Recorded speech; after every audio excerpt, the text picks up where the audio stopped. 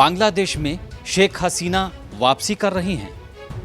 इसी महीने मतलब रमज़ान के महीने में उनकी वापसी होने वाली है। अटकलें तो बहुत हैं और कहा तो ये जा रहा है कि किसी भी दिन उनकी बांग्लादेश में वापसी हो सकती है। तो क्या मोहम्मद यूनुस का काउंटडाउन शुरू हो चुका है? और हम ऐसा इसीलिए कह रहे हैं कि इसके पीछे जो वजह सामने आई है वो भी बांग्लादेश से ही आई है। अभी हाल ही में वहाँ के सेना प्रमुख है, उन्होंने बैठक की थी, अपने बड़े अधिकारियों के साथ बैठक की थी। वैसे भी बांग्लादेश के जो हालात हैं किसी से छुपे हुए नहीं हैं, बहुत बदतर हैं। वहाँ की अर्थव्यवस्था भी खराब होती जा रही है। कई बड़ी कंपनियों में बेरोजगारी की वजह से बहुत लोगों को नौकरी छोड़ना पड़ा।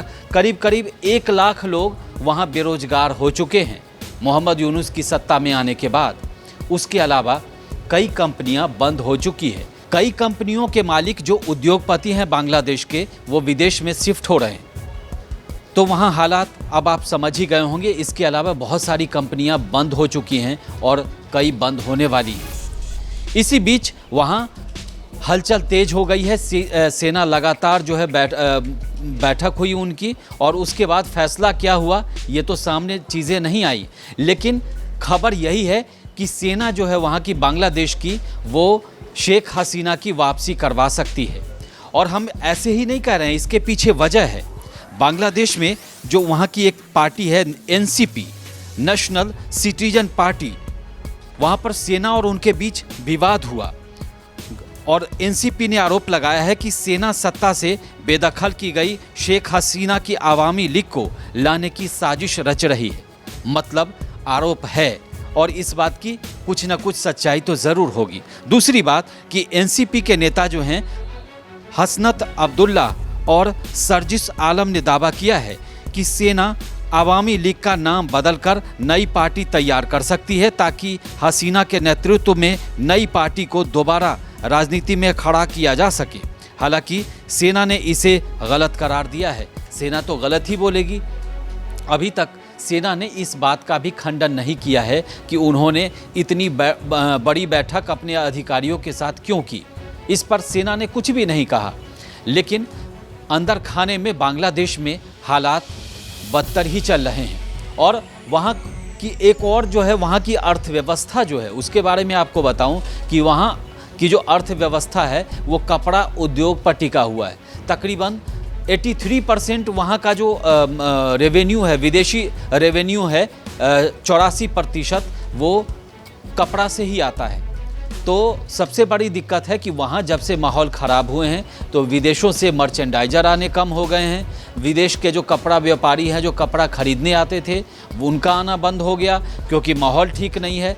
दूसरी बात यह है कि अगर बांग्लादेश में यही हालत रहा तो फिर उसका भी वही हाल होने वाला है जो कभी श्रीलंका का हुआ। हालांकि श्रीलंका और इसमें अंतर है कि श्रीलंका ने बहुत ज़्यादा कर्ज लिया था, लेकिन कर्ज तो इनका भी है और बांग्लादेश पर भी चीन का कर्ज है। और इसीलिए मोहम्मद यूनुस जो है वो चीन जाने वाले हैं ताकि उनका जो रेट ऑफ इंटरेस्ट है कर्ज पर वो 3% की जगह पे 1% कर दिया जाए। हालांकि इस पर अभी कोई बातचीत नहीं हुई। पहले भी उन्होंने चीन से बांग्लादेश ने ये अनुरोध किया था कि उनका जो रेट ऑफ इंटरेस्ट है वो 1% कर दिया जाए, लेकिन अब इसी बातचीत के लिए मोहम्मद यूनुस बीजिंग जा सकते हैं, चाइना जा सकते हैं, लेकिन वहाँ से वो जो मांगने जाएंगे उस पर सहमति बनती है या नहीं, या फिर ये हो सकता है कि वो चीन के रास्ते में ही हो और यहाँ सत्ता बदल जाए। ये भी संभव है क्योंकि बांग्लादेश में सत्ता हलचल जो है, सत्ता बदलने का हलचल, तख्ता पलट की हलचल जो है काफ़ी तेज़ हो चुकी है और कयासों का बाज़ार गर्म है। दूसरी बात यह है कि शेख हसीना लगातार कह रही हैं कि मैं वापस लौट के आऊँगी, और शेख हसीना राजनीति परिवार से हैं और वो जो है माहिर पॉलिटिशियन है। दूसरी बात कि मोहम्मद यूनुस पॉलिटिशियन नहीं, उनकी पहचान जो है मैक्रो फाइनेंस मैनेजमेंट के लिए है। उसी के लिए उनको पुरस्कार, नोबेल पुरस्कार भी दिया गया था। लेकिन जब से वो सत्ता में आए हैं तब से उन्होंने फाइनेंस की चीज़ को तो बहुत ज़्यादा क्या कर पाए वो पूरी दुनिया जानती है, लेकिन सबसे बड़ा बांग्लादेश को अगर घाटा हुआ है तो वो अर्थव्यवस्था को उन्होंने नीचे की ओर पहुंचाने में ज़रूर भूमिका निभाई है। दूसरी बात ये है कि वो पॉलिटिशियन नहीं है, और पॉलिटिशियन नहीं है तो उस तरीके से सोच नहीं पाते हैं। नहीं तो उनको सत्ता में आने का मौका मिला तो उन्होंने सबसे पहले दोस्ती नज़दीकी किससे बढ़ाई? पड़ोसी मुल्क पाकिस्तान से, जिससे शेख हसीना कभी दोस्ती नहीं चाहती। उन्होंने दोस्ती बढ़ाई चाइना से। चाइना कभी भी किसी का दोस्त हो, इस पर बहुत बड़ा सवाल रहता है, और उसका सबसे बड़ा उदाहरण जो है श्रीलंका रहा।